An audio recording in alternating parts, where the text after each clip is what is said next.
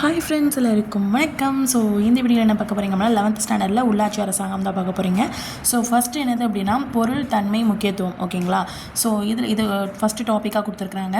அதாவது கிராமத்துலேயும் சரி, நகரத்துலேயும் சரி, மாநகரத்துலேயும் சரி, ஸோ இதில் இருக்கக்கூடிய மக்களுக்கு, ஓகேங்களா, அவங்க வாழக்கூடிய மக்களுக்கு வந்து சேவையோ இல்லை ஏதாச்சும் வசதியோ இதை கொடுக்கறதுக்காக தான் இந்த மாதிரி அமைப்புகள் வந்து உருவாக்குனாங்க. ஓகேங்களா? அது மட்டும் இல்லாமல் இந்த உள்ளூர் பிரச்சனை, அதாவது உள்ளூருக்குள்ளேயே பிரச்சனைகள் ஏதாவது இருந்துச்சு அப்படின்னா அதை நிர்வகிக்கிறது, அதை தீர்த்து வைக்கிறதுக்கு இந்த மாதிரி இதுக்கு தான் வந்து உள்ளாட்சி அமைப்பு அப்படிங்கிறது ஒன்று என்னாச்சு அப்படின்னா ஸ்டார்ட் பண்ணாங்க. ஓகேங்களா?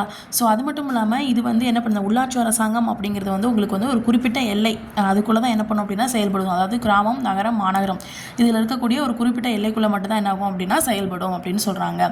ஸோ நெக்ஸ்ட் வந்து பார்த்தீங்க அப்படின்னா இப்போ கிராமம் அல்லது நகரம் இதில் எடுத்துக்கிட்டிங்க அப்படின்னா இதில் இருக்கக்கூடிய மக்கள், ஓகேங்களா, இதில் இருக்கக்கூடிய மக்கள் வந்து எதோட ஜாயின் பண்ணி இணைஞ்சிருக்காங்க அப்படின்னா அரசாங்கத்தோட இணைஞ்சிருக்காங்க. ஓகேங்களா? ஓகே, இதுக்கு இடையில இருக்கிறது யார் அப்படின்னா, அதாவது இந்த பக்கம் கிராமம், நகரம், கிராமமோ நகரமோ எதுவாக இருந்தாலும் நம்ம வந்து அந்த அரசாங்கத்தோட நம்ம இணைஞ்சிருக்கணும் அப்படின்னா அதுக்கு ஒரு மெயின் ரீசனாக எது இருக்குது அப்படின்னா அந்த உள்ளாட்சி அரசாங்கம் தான். ஓகேங்களா? இப்போ உள்ளாட்சி அரசாங்கம் தாண்டி தான் அதுக்கப்புறம் என்னது ரெண்டு பேருக்கு ஒரு பாலம் மாதிரி இருக்குது அப்படின்னு வச்சுக்கோங்க. ஓகேங்களா? நெக்ஸ்ட்டு வந்து இதில் என்னென்னலாம் பண்ணுது அப்படின்னா அடிப்படை பிரச்சனைகள், அதுக்கப்புறம் சாலை, நம்ம ஊரில் சாலை பழுதுவாக இருக்கும், ஸோ அதுக்கப்புறம் தண்ணி தேங்கி இருக்கும், ஸோ அதுக்கப்புறம் தெருவிளக்கு எரியாமல் இருக்கும், அதுக்கப்புறம் ஏதாவது அவசர காலம், உள்ளூர் பிரச்சனை, உள்ளூர் தேவை, அப்புறம் இருப்பிடச் சான்றிதழ், பிறப்பு இறப்பு, வருமான சான்றிதழ், இந்த மாதிரி இதெல்லாம் விஷயங்கள்லாம் என்ன பண்ணும் அப்படின்னா அந்த உள்ளாட்சி அரசாங்கம் வந்து என்ன பண்ணும் அப்படின்னா மேற்கொள்ளும். ஸோ நெக்ஸ்ட் வந்து என்னது அப்படின்னா சில தேவைகளையும் பூர்த்தி செய்யும். அதாவது குளம் வந்து அமைக்கிறது, ஸோ நெக்ஸ்ட்டு பூங்கா அமைக்கிறது, அப்புறம் வந்து அந்த ஊர்லேயே வந்து பிறப்பு இறப்பு இந்த மாதிரி ஏதாவது ஒன்று நடந்துச்சு, இப்போ ஏதாவது ஒரு நோய் ஏதோ பரவி ஏதாவது காரணத்தால் நிறைய இறப்பு அந்த மாதிரி வரல, ஸோ அதெல்லாம் கையாளுறது இந்த என்னென்னா இந்த உள்ளாட்சி அரசாங்கம் அப்படின்னு சொல்கிறாங்க.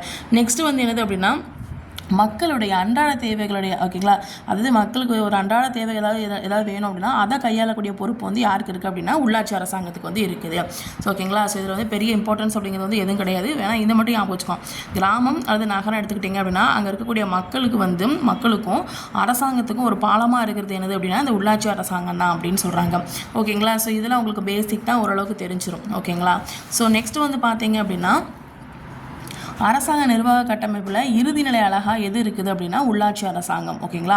அரசாங்க நிர்வாக கட்டமைப்பில் இறுதி நிலை அழகு. ஓகேங்களா? இப்போ அரசாங்கம் அப்படின்னு சொல்லி இருக்குது, அரசாங்கத்தில் நிர்வாகம், ஓகேங்களா, கவர்மெண்ட்டுக்கு நிர்வாக பொறுப்பு இருக்குல்ல, இதுக்கு முன்னாடி படிச்சவங்க நிர்வாகம், நீதித்துறை, சட்டமன்றம், இல்லை அந்த நிர்வாகம் இதில் பார்த்தீங்க அப்படின்னா ஃபைனல் ஸ்டேஜ் எது அப்படின்னா அந்த உள்ளாட்சி அரசாங்கம் தான். ஓகேங்களா? ஸோ நெக்ஸ்ட் வந்து பார்த்தீங்க அப்படின்னா இப்போ வந்து இந்த உள்ளாட்சி அரசாங்கத்தில் ஒரு சபை வந்து இருக்கும். ஓகேங்களா? ஸோ அதில் வந்து உறுப்பினர்கள் வந்து இருப்பாங்க. ஓகேங்களா? ஒரு சபை இருக்கும், அதில் உறுப்பினர்கள் இருப்பாங்க. அது வந்து யார் செலக்ட் பண்ணுறா அப்படின்னா கிராமத்துலேயும் நகரத்துலேயும் இருக்கக்கூடிய மக்கள் வந்து என்ன பண்ணுறாங்க அப்படின்னா செலக்ட் பண்ணுறாங்க. அது 5 இயர்ஸோ இல்லை 4 இயர்ஸ் ஒன்ஸோ என்ன பண்ணுவாங்க, செலக்ட் பண்ணுவாங்க. அந்த நாட்டு சட்டப்படி அது என்ன பண்ணுவோம் அப்படின்னா கொண்டு வருவாங்க. 5 வருஷமோ இல்லை 4 வருஷமோ அந்த மாதிரி மக்கள் வந்து என்ன பண்ணுவாங்க, செலக்ட் பண்ணுவாங்க. ஸோ நெக்ஸ்ட் வந்து பார்த்தீங்க அப்படின்னா இப்போ வந்து மக்களுடைய பிரச்சனைகளை வந்து தீர்க்கிறதுக்கோ விவாதிக்கிறதுக்கோ அல்லது ரொம்ப பெரிய பிரச்சனையாக ஆயிடுச்சு அப்படின்னா மாநில அரசோட கவனத்துக்கு கொண்டு சொல்கிறதோ இது எல்லாமே யார்கிட்ட இருக்குது அப்படின்னா உள்ளாட்சி அரசாங்கத்துக்கு தான் இருக்குது. ஓகேங்களா? ஸோ நெக்ஸ்ட் வந்து பார்த்தீங்க அப்படின்னா இந்த இந்த உள்ளாட்சி அமைப்புக்கு இந்த ஃப்ரீடம் இதெல்லாம் கொடுத்துருக்குறாங்கல்ல, ஸோ அது வந்து அவங்க வந்து எப்படி செயல்படுறாங்க அப்படின்னா நம்முடைய இந்திய அரசமைப்புக்கு உட்பட்டு தான் என்ன பண்ணுவாங்க அப்படின்னா விவாதிக்கிறதும் சரி, முடிவெடுக்கிறதும் சரி, இந்த ரெண்டுமே வந்து இவங்களுடைய, அதாவது இந்திய அரசமைப்புக்கு அதுக்கு கட்டுப்பட்டு தான் என்ன பண்ணுவாங்க அப்படின்னா செயல்படுவாங்க. ஸோ முழு சுதந்திரமும் வந்து அவங்களுக்கு என்ன கொடுக்கப்படும். ஓகேங்களா? யாரும் வந்து உள்ளாட்சி அரசாங்கத்துக்கு. ஓகேங்களா? ஸோ நெக்ஸ்ட் வந்து பார்த்தீங்க அப்படின்னா இது வந்து இதை பேஸ் பண்ணி என்னென்ன டைப்ஸ் இருக்குதுன்னு பார்க்கலாம். ஸோ ஒன்று கிராமம், இன்னொன்று நகரம். ஓகேங்களா? கிராமம் பார்த்தீங்கன்னா உங்களுக்கே தெரியும், கிராமத்தில் என்ன இருக்கும், விவசாயம். ஸோ விவசாயம் சார்ந்தது என்னென்னலாம் இருக்கும், கால்நடை, பால் பண்ணை, இந்த மாதிரி விஷயம்லாம் இருக்கும். நகரம் எடுத்துக்கிட்டிங்க அப்படின்னா வர்த்தகம், அப்புறம் அது சார்ந்த தொழில்கள், அந்த மாதிரி விஷயங்கள்லாம் அங்கே இருக்கும். ஓகேங்களா? ஸோ இது ரெண்டாக டிவைட் பண்ணியிருக்காங்க. நெக்ஸ்ட் வந்து பார்த்திங்கன்னா இந்த வெளி உலகத்துக்கும் இந்த கிராம பகுதிக்கும் எது பாலமாக இருக்குது அப்படின்னா நகரப்பகுதிகள். ஓகேங்களா? ஸோ இங்கே என்ன பார்த்தோம், கிராமம், நகரம், அதில் வரக்கூடிய மக்களுக்கும் அரசாங்கத்துக்கும் இடையில பாலமாக இருக்கிறது யார் அப்படின்னா உள்ளாட்சி அரசாங்கம். ஓகேங்களா? ஸோ நெக்ஸ்ட் இங்கே பார்த்தீங்கன்னா வெளி உலகத்துக்கும் கிராம பகுதிக்கும் இடையே ஒரு பாலமாக இருக்கிறது எது, நகரப்பகுதி. ஓகேங்களா? இப்போ கிராமம் பார்த்தீங்க அப்படின்னா ஊரக உள்ளாட்சி அரசாங்கம் இருக்கும், நகரம் அப்படின்னா நகர்ப்புற உள்ளாட்சி அரசாங்கம். ஓகேங்களா? கிராமம்னா ஊரக உள்ளாட்சி, நகரம் அப்படின்னா நகர்ப்புற உள்ளாட்சி அரசாங்கம் வந்து இருக்கும்.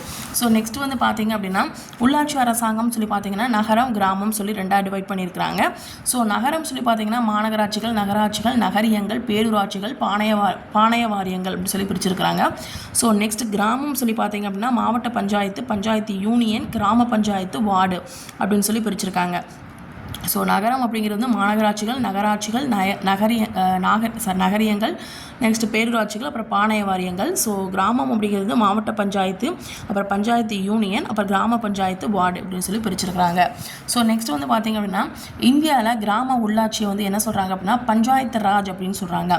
இந்தியாவில் கிராம உள்ளாட்சின்னு இருக்குல்ல, ஸோ அதை வந்து என்ன சொல்கிறாங்கன்னா பஞ்சாயத்து ராஜ் அப்படின்னு சொல்லி சொல்கிறாங்க. ஓகேங்களா. ஸோ இது வந்து என்னென்னா அதாவது என்னென்னா பஞ்சாயத்து செய்வாங்க அப்படின்னு சொல்லுவாங்களா, பஞ்சாயத்து ஆகிப்போச்சு அப்படின்னு சொல்லி நிறைய விஷயங்களை கேள்விப்பட்டிருப்பீங்களா. ஸோ அதனால் ஓகேங்களா அரசாங்கம் வந்து என்ன பண்ணுது பஞ்சாயத்து செய்யுது. ஓகேங்களா.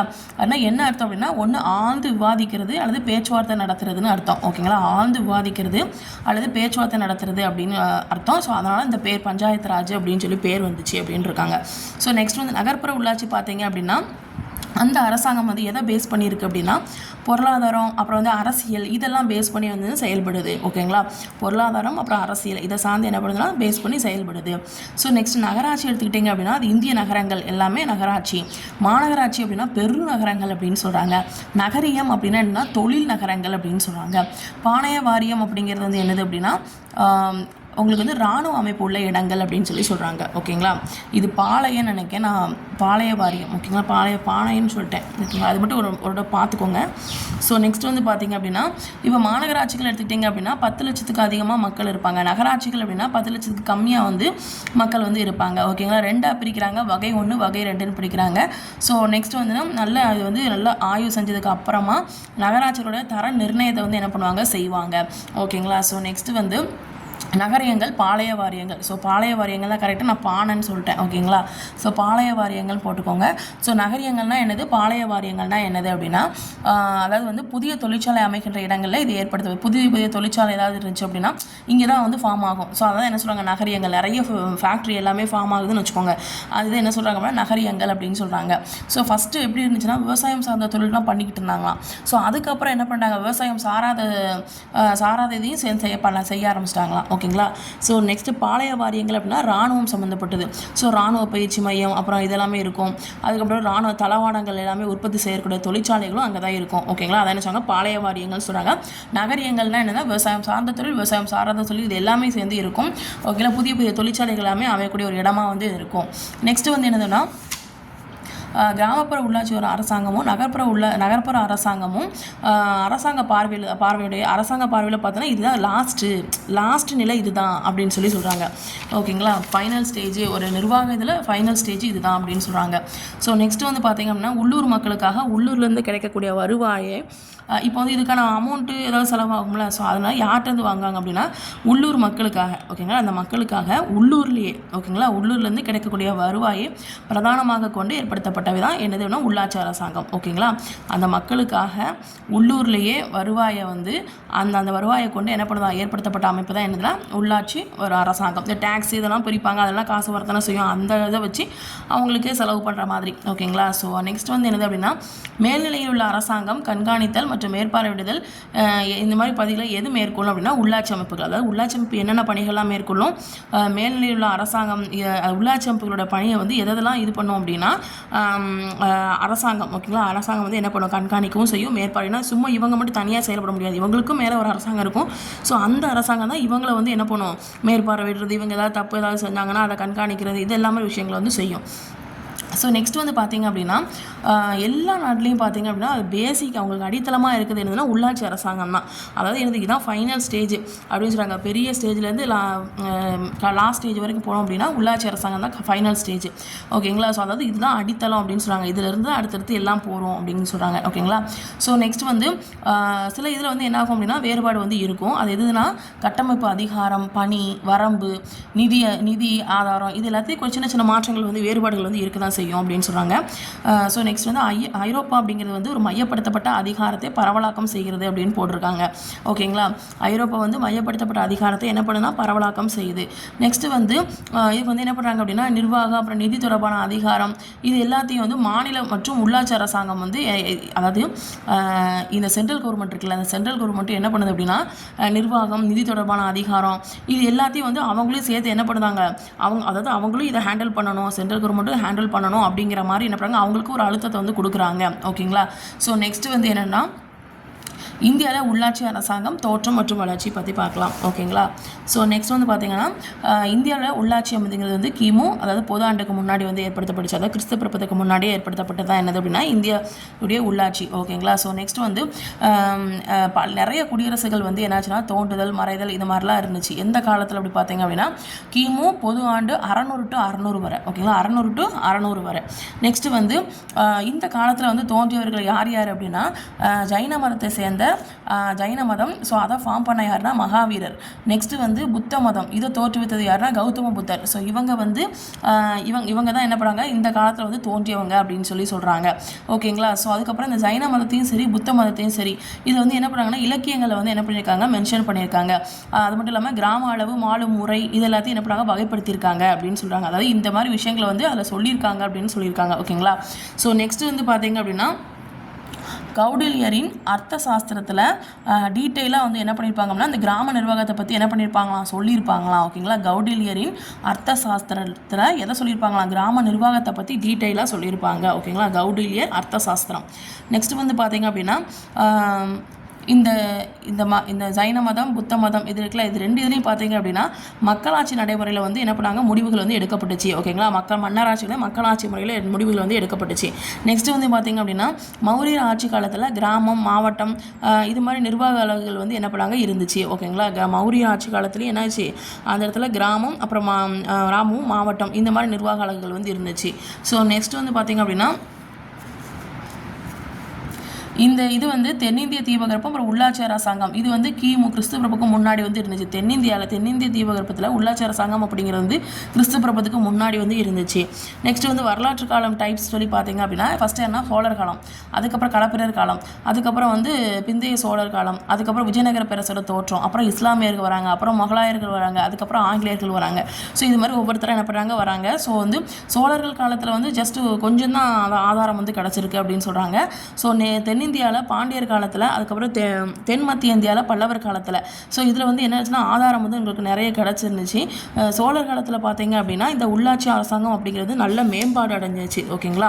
மேம்பாடு அடைஞ்சிருந்துச்சு, ஆனால் சான்றுகள் கம்மியாக இருந்துச்சு. ஆனால் தென்னிந்தியாலையும் தென் மத்திய இந்தியாலையும் உங்களுக்கு வந்து என்ன ஆச்சுன்னா ஆதாரங்கள் வந்து அதிகமாக கிடச்சிச்சு. ஸோ நெக்ஸ்ட் வந்து என்னது அப்படின்னா காஞ்சிபுரம் டிஸ்ட்ரிக்டில் வந்து உத்திரமேரூர் அப்படிங்கிற இதில் வந்து முதலாம் பராந்தக சோழன் கால கல்வெட்டுகள் வந்து இருக்குது. ஸோ கிபி பொது ஆண்டு 919 டு கிபி பொது ஆண்டு 922. ஸோ இதில் வந்து என்ன பண்ணுறாங்க உள்ளாட்சி அரசாங்கத்தை பற்றி என்ன பண்ணியிருப்பாங்க அப்படின்னா எக்ஸ்பிளைன் பண்ணியிருப்பாங்க. ஸோ நெக்ஸ்ட் வந்து ஒவ்வொரு ஊர்லேயும் ஒரு சபை அப்படிங்கிறது வந்து இருக்கும். ஓகேங்களா. அதில் வந்து ஏதாவது இதுக்கு முன்னாடி வந்து எல்லா மென்ஸும் வந்து என்ன பண்ணாங்க உறுப்பினர்களாக இருந்தாங்க. ஓகேங்களா. ஆண்களும் வந்து என்ன பண்ணாங்க உறுப்பினர்களாக இருந்தாங்க. ஏதாவது பொது பிரச்சனை ஏதாவது இருந்துச்சுன்னா அவங்களாம் சேர்ந்து முடிவெடுத்து இது பண்ணிக்கிடுவாங்க. ஓகேங்களா. ஸோ நெக்ஸ்ட் வந்து பார்த்தீங்கன்னா சபைகள் எடுத்துக்கிட்டிங்க அப்படின்னா அதில் ஊர் இருக்குது, மகாசபை இருக்குது, நகரம் இருக்குது, ஃபோர்த்தாக இருக்கிறது வந்து நாடு. ஃபஸ்ட்டு ஊர், அப்புறம் சபை, அப்புறம் நகரம், அப்புறம் நாடு. இதில் வந்து இதில் ஊர் மகாசபை. ஓகேங்களா. இது வந்து அரசாங்கம் வந்து என்ன பண்ணுறது கட்டளை இடும். ஸோ யாருக்கு அப்படின்னா அப்புறம் அரசாங்கம் வந்து என்ன பண்ணும் கட்டளை இடுது. ஸோ அதை வந்து யாரை செய்வா அதிகாரிகள் வந்து செய்வாங்க. ஸோ அவங்களுக்கு ஹெல்ப் பண்ணுறது யாருன்னா இவங்க ரெண்டு பேரும். ஓகேங்களா. கவர்மெண்ட் வந்து கட்டளை இடும், அதான் அதிகாரிகள் செய்வாங்க. அந்த அதிகாரிக்கு ஹெல்ப் பண்ணுறது யாருன்னா அந்த ஊரில் உள்ள மகாசபையில் உள்ளவங்க எல்லாரும் உறுப்பினர்கள் எல்லாமே ஹெல்ப் பண்ணுவாங்க. ஸோ நெக்ஸ்ட் வந்து பார்த்தீங்க அப்படின்னா இப்போ நகரத்தில் வந்து என்ன இருக்கும்னா வியாபார மையம் இருக்கும். நாடில் எடுத்துக்கிட்டிங்க அப்படின்னா கிராமம் அப்புறம் மற்ற பகுதிகள் எல்லா பகுதியும் சேர்ந்து உங்களுக்கு வந்து இவங்க ரெண்டு பேர் சேர்ந்து என்ன பண்ணுறாங்க அப்படின்னா நிலம் தொடர்பான கட்டுப்பாடு, அதுக்கப்புறம் கோவில், நீர்ப்பாசனம், அப்புறம் வந்து வரி வசூலிக்கிறது, கடன் கொடுக்கறது, இந்த மாதிரி எல்லாத்தையும் என்ன பண்ணுவாங்க நிர்வகிப்பாங்க. நெக்ஸ்ட் வந்து பார்த்தீங்க அப்படின்னா இதுக்கான சான்று வந்து நமக்கு வந்து எப்படின்னா லோவாக தான் கிடச்சிருக்கு. ஓகேங்களா. அதாவது 9ஆம் செஞ்சுரியில் பார்த்தீங்க அப்படின்னா உங்களுக்கு வந்து சான்று வந்து கம்மியாக தான் கிடச்சிருக்கு. எதை பற்றினா உள்ளாட்சி அரசாங்கத்தை பற்றி. நெக்ஸ்ட் வந்து முதலாம் ராஜராஜ சோழன் இருக்கிறாரு. ஸோ அவர் வந்து வீரநாராயண சதுர்வேதி மங்கலம் அப்படிங்கிற ஒரு ஊர் இருக்குது. ஸோ அந்த ஊரில் வந்து மகாசபைக்கு வந்து என்ன பண்ணியிருப்பாரு, அந்த நாட்டுக்கு வந்து என்ன துரோகம் செஞ்சுருப்பார். ஸோ அவர் செய்யலை, ஸோ இன்னொருத்தர் செஞ்சுருப்பார். அந்த துரோக செஞ்சு அந்த துரோகிகள் இருப்பார்ல, ஸோ துரோகிகள் நிறைய பேர் இருப்பாங்களே, ஸோ அவங்களோட சொத்துக்கள் எல்லாத்தையும் பறிமுதல் செஞ்சு உத்தரவிட்டிருப்பார். யார் அப்படின்னா ராஜராஜ சோழன். ஸோ இதோட இந்த ஃபஸ்ட்டு பார்ட் முடிஞ்சிச்சு. ஸோ நெக்ஸ்ட் பார்ட்டில் அடுத்ததுக்கு வரேன். ஓகேங்களா. அடுத்தது எக்ஸ்பிளைன் பண்ணுறேன். நானும் கொஞ்சம் தான் எழுதியிருக்கேன். ஸோ இது வரைக்கும் நான் உங்களுக்கு இது பண்ணிக்கிறேன். ஸோ நெக்ஸ்ட் வீடியோவில் பார்ட் 2 வரும். ஓகே, பாய்.